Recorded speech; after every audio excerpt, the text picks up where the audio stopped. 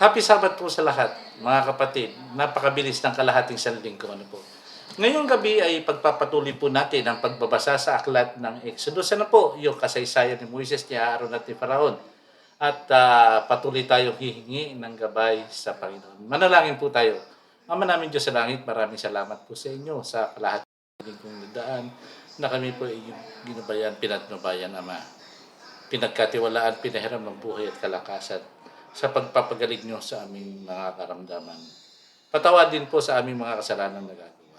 Sa gabing ito, muli kaming hihiling na samahan kami ng inyong banal na Espiritu upang kami po ay magkaroon ng katalinuhan at kaunawaan sa aming babasahin. Pagpalain din po ninyo ang mga tagapakinig at tagapanood ngayong gabi. Maraming salamat po at tinatagubilin namin ang lahat sa inyo sa pangalan po ng aming Panginoong Hesus. Okay, pagpapatuloy na po natin ang pagbabasa. Simulan na po natin ang sa Exodo 7:1 hanggang 25. Sinabi ng Panginoon kay Moises, makinig ka. Gagawin kitang parang Diyos sa Paraon. Makikipag-usap ka sa kanya sa pamamagitan ng kapatid mong si Aaron. Sasabihin mo kay Aaron ang lahat ng sinabi ko sa iyo at ipasabi mo ito sa kanya sa Paraon. Sasabihin niya sa Paraon na palayain ang mga Israelita sa kanyang bayan.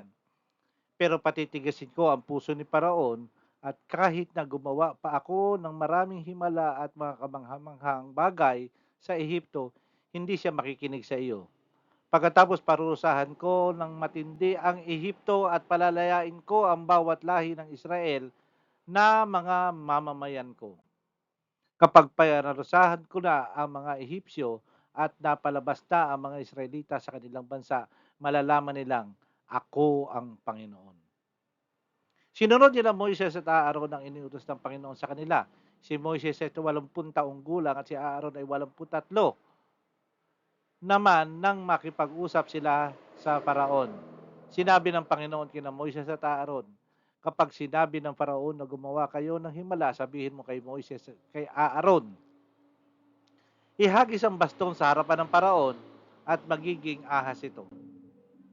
Kaya pumunta sina Moises at Aaron sa Paraon at ginawa ang sinabi ng Panginoon. Inihagis si Aaron ang baston ni Moises, baston niya sa harap ng Paraon at ng kanyang mga opisyal at naging ahas ito. Pinatawag naman ni Faraon ang kanyang matatalinong tao na mga salamangkero. Sa pamamagitan ng kanilang salamangka, nagawa rin nila ang ganitong himala.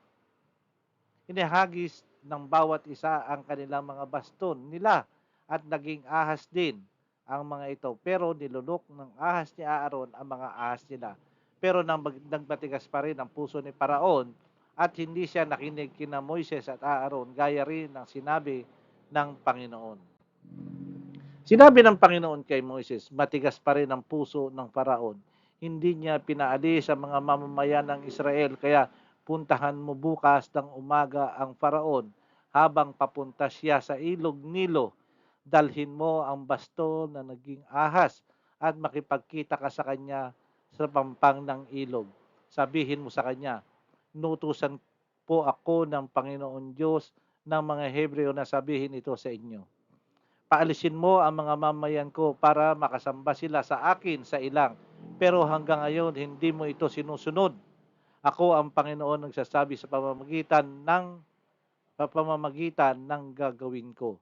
Nalalaman mo na ako ang Panginoon sa pamamagitan ng bastong ito. Hahampasin ko ang tubig ng Nilo at magiging dugo ang tubig. Mamamatay ang mga isda at babaho ang ilog at hindi na makakainom dito ang mga Ehipsyo. Sinabi ng Panginoon kay Moses, sasabihin mo kay Aaron na iunat niya ang kanyang baston sa lahat ng tubig ng Ehipto, sa mga ilog, sapa, kanal at lahat ng pinag-iipunan ng tubig at magiging dugo ang lahat ng ito. Ganito ang mangyayari sa buong lupain ng Ehipto kahit na ang mga tubig sa mga sisidlang kahoy o bato ay magiging dugo. Sinunod din ng Moises at Aaron ang inutos ng Panginoon habang nakatingin ang Faraon at ang kanyang mga opisyal. Itinaas si Aaron ang kanyang baston at inihampas ang ilog Nilo at naging dugo ang tubig. Namatay ang mga isda at bumaho ang ilog, kaya hindi makainom mga Ehipsyo. Naging dugo ang lahat ng tubig Nagawa rin ito ng mga Ehipsyong salamangkero sa pamamagitan ng kanilang salamangka. Kaya nagmatigas pa rin ang puso ng Faraon. Hindi pa rin siya nakinig kina Moises at Aaron. Gaya ng sinabi ng Panginoon, bumalik ang Faraon sa palasyo niya at hindi pinansin ang pangyayari. Naghukay ang mga Ehipsyo sa palibot ng ilog para makakuha ng tubig na inumin dahil hindi nila mainom ang tubig sa ilog. Pagkaraan ng 7 araw mula nang hampasin ng Panginoon ang ilog sa pamamagitan ni Aaron. Nakita po natin ang kagandahan ng aklat ng Exodus. Ano po? Yung kasaysayan kung paano ginagawa ng paraan ni Moises, ni Aaron, na sa instruction ng Diyos kung paano palalayain ng mga kababayan ng mga Israelita. Talagang hindi papayag ang Diyos na maaapi ang kanyang bayan. Okay, sa pagtatapos po, tayo po muna ay manalangin. Ama namin Diyos sa langit, maraming salamat po sa isang napakagandang kwento, sa isang napakagandang kasaysayan. At dito po namin nakikita kung gaano nyo kamahal ang inyong bayan. Salamat po sa pagmamahal nyo sa amin.